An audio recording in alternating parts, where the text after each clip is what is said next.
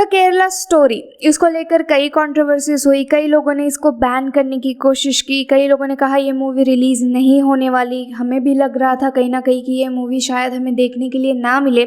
इसका टीज़र और trailer review हमने इसमें डाला हुआ था, लेकिन मेरी पर्सनल इच्छा थी कि इस मूवी को मैं देखूं और हमने इस मूवी को देख लिया है। अब अगर हम लोग बात करें कि ये मूवी कैसी है, अगर इसे सिर्फ मूवी के हिसाब से देखा जाए तो सबसे पहले हम लोग बात करते हैं कि मूवी अच्छी है ये कैसे पता चलता है। ऑडियंस जो कि थिएटर में भर भर के आई हुई थी, लिटरली मैंने बड़ी से बड़ी सुपरहिट मूवीज़ जब इसी टाइम पर थिएटर में देखी थी, जो जैसे किसी का भाई किसी की जान, आई मीन वो सुपरहिट तो नहीं है लेकिन बड़े स्टार की है, सुपरहिट स्टार की है। उससे पहले मैंने पठान देखी थी, उसके बारे में भी लोग कह रहे थे कि थिएटर तो हाउसफुल जा रहा है वगैरह, लेकिन उसमें भी मैंने इतना ज़्यादा रश नहीं देखा था। इतनी ज़्यादा पब्लिक आई थी, लिटरली फर्स्ट रो तक टिकट्स बुक थी, लोग वहाँ पर बैठे हुए थे और बहुत ही अच्छा रिस्पॉन्स इसे मिला। एंड में लोगों ने इसकी मतलब जब मूवी ख़त्म हो चुकी थी तब तालियां बजाकर इस मूवी के लिए उन लोगों ने सपोर्ट अपना दिखाया कि ये बहुत ही अच्छी बनी है, इफ़ेक्टिव बनी है।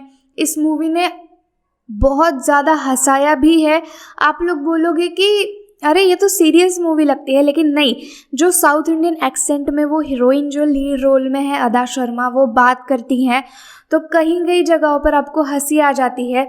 जैसे कि वो सवाल पूछती है कि जब ये शरिया कानून बना तब मोबाइल ही नहीं था, तो फिर लड़कियों ने मोबाइल नहीं यूज़ करना चाहिए, ये उसमें कैसे क्या लिख दिया था।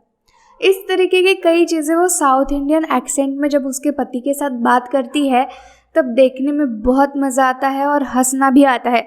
लेकिन बहुत सारी जगहों पर ये मूवी आपको सीरियस करती है, कई जगहों पर आपको उल्टी करने का मन करता है जैसे वो कर रही होती है, या फिर कई जगहों पर आपको स्केरी फील होता है जैसे वो फील कर रही होती है, कई जगह पर आपको रोने का मन कर रहा रहता है जैसे वो रो रही होती है। मतलब कि उन्होंने पूरा अटेंशन अपनी तरफ खींच के रखा था और सभी एक्टर्स ने आपको इस तरीके से उस मूवी में बॉन्ड किया था कि आप मूवी पूरी तरीके से मूवी के अंदर जी रहे हो, ऐसा आपको फीलिंग आता है। इतनी ज़्यादा इम्पैक्टफुल इफ़ेक्टिव ये मूवी थी। इसीलिए अगर हम लोग इसकी स्टार रेटिंग की बात करें तो मैं इसे 5/4 स्टार देना चाहूँगी। सबसे पहले ब्रिलियंट एक्टिंग, ब्रिलियंट सिनेमाटोग्राफी, इसके जो सीन्स लिए गए हैं, स्पेशली जो अफ़गानिस्तान वाले सीन हैं वो भी बहुत अच्छे तरीके से लिए गए हैं।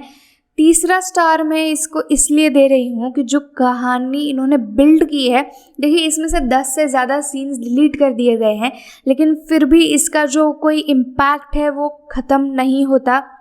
और सबसे स्पेशल मोमेंट था जिसके लिए इसको 4th स्टार मिल रहा है, वो इसका डायरेक्शन और एंड में जब रियल पेरेंट्स जो होते हैं गीतांजलि के और रियल लोग जो होते हैं इन इंसिडेंट्स से जुड़े हुए, इनके इंटरव्यू दिखाए गए हैं, उनके बारे में कुछ लिखा हुआ है और एंड क्रेडिट में हमें नीचे लिखा हुआ मिलता है कि जो असली गुनहगार है वो तो अभी भी बाहर घूम रहा है, अपने ही देश में है।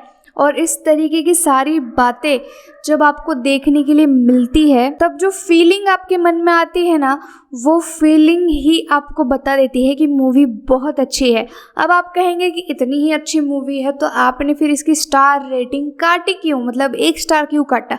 तो देखिए कहीं जगहों पर सीरियसनेस बनाने के लिए उन्होंने कुछ म्यूज़िक डाला हुआ है कि ये देखो कैसे उसको इन्फ्लुएंस कर रही है वगैरह, तो वो म्यूज़िक आपको नोटिस हो जाता है कि ये यहाँ पर अटपटा सा लग रहा है। लेकिन अगर आप उस चीज़ को इग्नोर कर दो तो बाकी का जो सारे गाने हैं उसके अंदर जिस तरीके से मतलब म्यूज़िक वहाँ का लिया गया है, अभी मान लीजिए आप अफ़गानिस्तान में है तो थोड़ा अफ़गानी टोन, उसके अंदर कुछ अरेबियन वर्ड्स बोले जा रहे हैं, ऐसा कुछ म्यूज़िक है। एंड में सवाल पूछने वाला कुछ ऐसे लिरिक्स ठीक से याद नहीं, लेकिन उसका म्यूज़िक बहुत ही प्यारा है, तो म्यूज़िक को 1/2 स्टार मुझे यहाँ देना ही चाहिए अगर मैं हाफ काट भी रही हूँ तो, इसलिए 4.5 स्टार बनते हैं पूरे इस मूवी के। और अगर हम लोग बात करें यहाँ पर कि चलो अब ये तो हो गया मूवी का, लेकिन कहानी की असलियत जो प्रोपोगेंडा मूवी है वगैरह कहा जा रहा है या जो कंट्रोवर्सी हो रही है, तो उसको लेकर आपका मत क्या है। देखिए अगर कोई लोग कह रहा है कि ये सच है और कोई लोग कह रहे हैं कि ये सच नहीं है, तो किसी के कहने से कुछ बदल तो नहीं जाता है। अब जैसे एंड क्रेडिट्स जो सीन्स थे उसके अंदर उन्होंने विथ प्रूफ दिखाया गया है कि भाई ये पेरेंट्स है, इनकी बच्ची थी, ये पेरेंट्स है, इन्होंने हमसे बात किया और उन्होंने अपनी कहानी शेयर की। तो अगर जो ऑथराइज लोग हैं जिनके साथ ये घटना हुई है उन्होंने बताया है और ये लोग एक this is based on true event कहा है, तो फिर अगर गवर्नमेंट ने, सेंसर बोर्ड ने इसे परमिशन दी है तो वो लोग सच ही कह रहे होंगे। हाँ, कुछ नंबर्स का गेम उन्होंने जो भी बताया है वो कम ज़्यादा हो सकता है, लेकिन इसमें कुछ अफेंड होने जैसी बात है नहीं।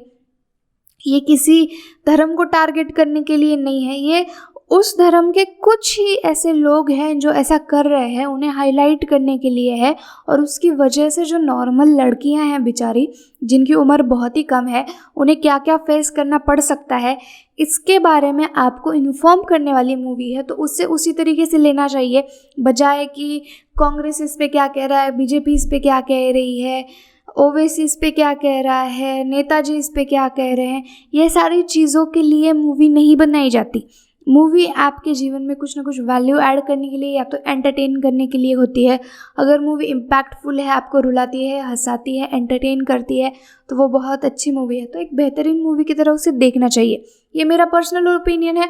आपका क्या मत है मुझे कमेंट सेक्शन में ज़रूर बताइएगा। फिर मिलेंगे ऐसी किसी और रिव्यू वीडियो में। जय हिंद।